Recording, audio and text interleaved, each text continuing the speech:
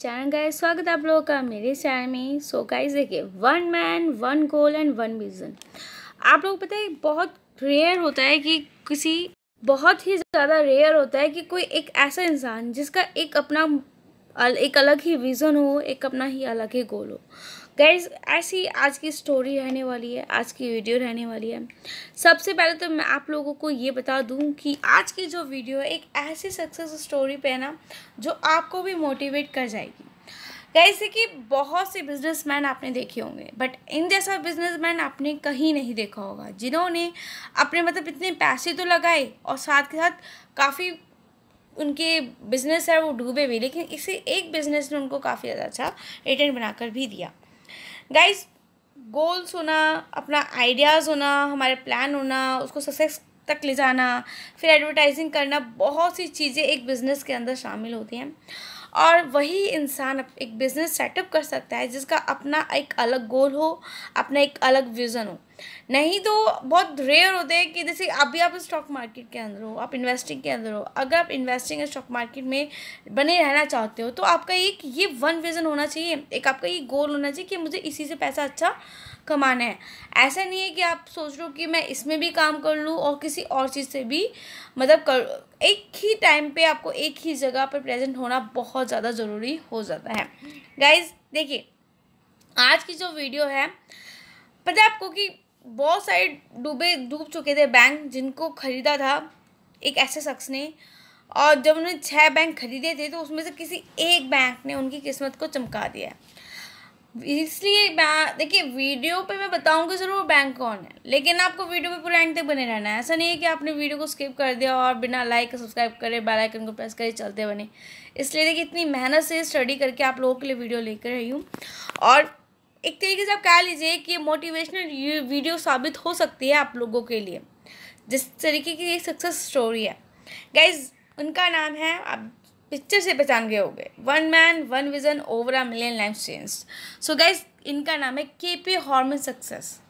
Guys को KP हॉर्मन success की story है, जिन्होंने एक ऐसे बैंकों पे इन्वेस्ट किया, बाद में से उनको काफ़ी अच्छा रिटर्न मिला। गाइज देखिए, ये एक ऐसे व्यक्ति हैं जो एक गांव में किसान घर में पैदा हुए थे एंड अच्छी पढ़ाई लिखाई की और वकील बन गए। फिर मगर इनकी इच्छा थी कि गरीबों और किसानों के लिए कुछ खास काम करने के मौका मिले, तो डूबते हुए बैंकों में बड़ी हिस्सेदारी खरीद ली इन्होंने। अपना दिमाग लगाकर उस बैंक को ऐसा चमकाया कि वह साउथ इंडिया का टॉप बैंक बन गया, जिसे डूबते हुए बैंक को उनसे खरीदा था। एंड उसकी मार्केट कैप पता कितनी थी? 40,000 करोड़ की। गाइस, मैं आपको बता दूं कितनी थी? 40,000 करोड़ की मार्केट कैप। एंड व्यक्ति का नाम था कुलांगार पोलो हॉर्मन्स, एंड उन्होंने शॉर्ट में केपी हॉर्मन्स के नाम से आप उनको जानते हो, ठीक है। गाइस, हॉर्मन्स केरल के एक गांव में पैदा हुए थे। उन्होंने आप कह लीजिए कि उनका परिवार खेती से ही गुजर बसर करता था। उन्होंने बड़ी कड़ी मेहनत की और पेरम्बावूर के म्युनिसिपल कोर्ट में वकील हो गए। उसी समय त्रिवेंकोर फेडरल बैंक लिमिटेड ने किसी की तरफ अपना फोकस किया, मगर वह सफल नहीं हो पाया। एक समय ऐसा आया कि वह दिवालिया बैंकरप्सी की कगार पर पहुंच गया। केपी हॉर्मन्स मिट्टी और किसान के लिए दिल में जगह रखते थे, तो उन्होंने यह देखा, उनसे ये चीज़ें देखी नहीं गई, तो उन्होंने क्या फैसला किया? उन्होंने फैसला किया 1944 में उन्होंने अपनी नौकरी छोड़ी और डूबते हुए बैंक में हिस्सेदारी खरीदी। यही से ही उनके जीवन की एक नई यात्रा गई शुरू हो गई थी। एंड आप ये कह लीजिए कि होम्स ने इतने शेयर खरीद लिए थे कि बैंक का कंट्रोल उनके हाथ में आ गया था। शेयर कैपिटल भी 5,000 से बढ़कर 71,000 रुपये हो गई थी। सबसे पहले उन्होंने बैंक की निदमपुरम ब्रांच से शिफ्ट करके अलुवा केरल में खोला। यह सिर्फ नई लोकेशन ही नहीं थी, बल्कि बैंक को एक नया नाम भी मिल गया था। गाइज, ये स्टोरी आप गूगल पे सर्च करोगे आपको इजीली मिल जाएगी, लेकिन मैं एक डीपली स्टडी करके आप लोगों के लिए लेकर आई हूँ, जिसमें मैंने आपको बताया कि 40,000 करोड़ रुपए की इन्वेस्टमेंट गाइज सामने आई है।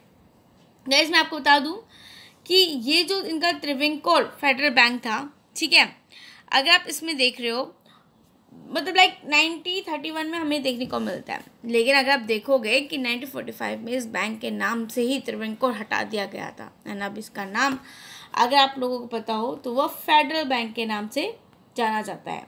ठीक है, फेडरल बैंक गाइज, ये तो आपने हर किसी ने मेरे ख्याल से नाम सुना ही होगा फेडरल बैंक का। एंड साथ के साथ गाइज उस समय केरल की बैंकों में करीज जो पॉपुलर होने लगी थी, यह एक ऐसा कार्यक्रम था जो बोली लगाने वालों को 50% का डिस्काउंट देकर चिट फंड में भाग लेने की अनुमति देता था। बोली लगाने वालों को इस ट्रांजैक्शन की आधिकारिक रसीद भी मिली थी। 1949 में फेडरल बैंक की बैंकिंग लाइसेंस मिली तो केपी हॉर्मिस ने किसानों के लिए कर्ज शुरू कर दिए थे, मतलब कि लोन आप कह सकते हो। ठीक है, कर्ज जिसका नाम है, एंड मतलब ये किसान चिट फंड के जरिए पैसा पा सकते थे। गाइज देखिए, बहुत सी चीज़ें सामने आती हैं जब हम कहीं भी इन्वेस्ट करते हैं, काफ़ी अप एंड डाउन्स भी उस बिज़नेस के अंदर देखने को पड़ते हैं, तब उसके पास जाकर बिजनेस चमकता है। किसे पता था कि यह आइडिया काम कर जाएगा? केवल हॉर्मिस की इस बार में मतलब वो बहुत आश्वस्त थे। यह स्कीम चल निकली एंड फेडरल बैंक भी चल निकला। बैंक ने केरल में अपनी ब्रांच एक ऐसे बढ़ाकर 3 कर दी कि आप कह लीजिए कि चिट फंड के खेल में कई और बैंक भी दौड़ रहे थे, एंड मगर वे सब फ्लॉप साबित हुए। झटका इतना तगड़ा लगा था कि वे भी बैंकरप्सी होने लगे। 1968 तक केपी हॉर्मिस ने ऐसे ही 5 और बैंक खरीद लिए, एंड इन बैंकों में चालाकुंडी, कोचिन यूनियन, मर्थमोडम एंड सेंट जॉर्ज यूनियन और दे एल्प बैंक के नाम भी शामिल हैं। आप लोगों को शायद इन सब बैंकों के बारे में पता होगा। देखिए, अभी तक तो जो किसानों और छोटे लोगों के लिए बैंकिंग सेवाएं दे रहा था, वही फेडरल बैंक 1970 में एक शेड्यूल कमर्शियल बैंक में तब्दील हो गया। इसने मुंबई में अपना पहला ऑफिस खोला, एंड फेडरल बैंक ने अपने पंख फैलाने शुरू कर दिए थे। बहुत ही जल्द उसने 276 ब्रांच खोल दी, एंड 1979 में इसकी शेयर कैपिटल बढ़कर 1 करोड़ रुपये तक पहुंच गई थी। गैस फिलहाल केपी हॉर्मिस इस दुनिया में नहीं है। 18 अक्टूबर 1917 को जन्मे होम्स को 70 साल की आयु में 26 जनवरी 1988 दुनिया को अलविदा कह दिया था, और उनके जाने के बाद भी बैंक के आगे बढ़ने की स्पीड वैसी ही बनी हुई है। एंड इस चीज़ के बारे में तो काफ़ी लोगों को पता ही होगा। लेकिन धीरे धीरे ग्राहक जुड़ते चले गए और बैंक में पैसा जमा होता गया। इस तरह से जब बैंक के पास 1000 करोड़ मतलब कह लीजिए अधिक की जमा राशि मौजूद थी, तब आईपीओ लाया गया। आईपीओ को निवेशकों का जबरदस्त रिस्पॉन्स मिला था और इसे 60 गुना सब्सक्राइब भी किया गया था। फिलहाल कंपनी की मार्केट कैप 39,912 करोड़ रुपए है, एंड आज के दिन मतलब आप कह लीजिए अभी आपको पता होगा 160 से अबव ये शेयर का भाव चल रहा है, एंड इसी साल अप्रैल में ही इसने अपना लाइफ टाइम हाई 270 भी टच किया था। गाइस 2009 आते आते केपी हॉर्मिस के फेडरल बैंक ने 600 से अधिक ब्रांच खोल दी है, एंड 50,000 करोड़ रुपए का अब कह लीजिए कुल बिजनेस किया है। एंड इस बैंक ने 2013 में देश में पहली बार ई पासबुक लॉन्च की, जिसका नाम था फेडबुक। गैस क्या नाम था? फेडबुक। 2018 तक 19% तक की सालाना गति से आगे बढ़ा है, एंड 1 लाख करोड़ डिपॉजिट का आंकड़ा पार कर लिया। इसी समय तक 2 लाख करोड़ रुपए के ट्रांजैक्शन का भी स्तर इन्होंने पार कर लिया है। गैस मैं आप लोगों को बता दूं कि फेडरल बैंक की मौजूदगी आज पूरे भारत में है। 32 स्टेट्स आप कह लीजिए और यूनियन टेरिटरीज में इसकी 1650 से भी अधिक ब्रांच है। बैंक की आधिकारिक वेबसाइट पर दावा किया गया है कि 1 करोड़ 83 लाख से अधिक ग्राहक खुशी खुशी जुड़े हुए हैं। 1509 बैंकिंग आउटलेट्स हैं, 1441 ATMs हैं, 593 कैश रिसाइकलर हैं, और ये पूरी सफलता की कहानी एक गाँव में पैदा हुए किसान के बेटे की।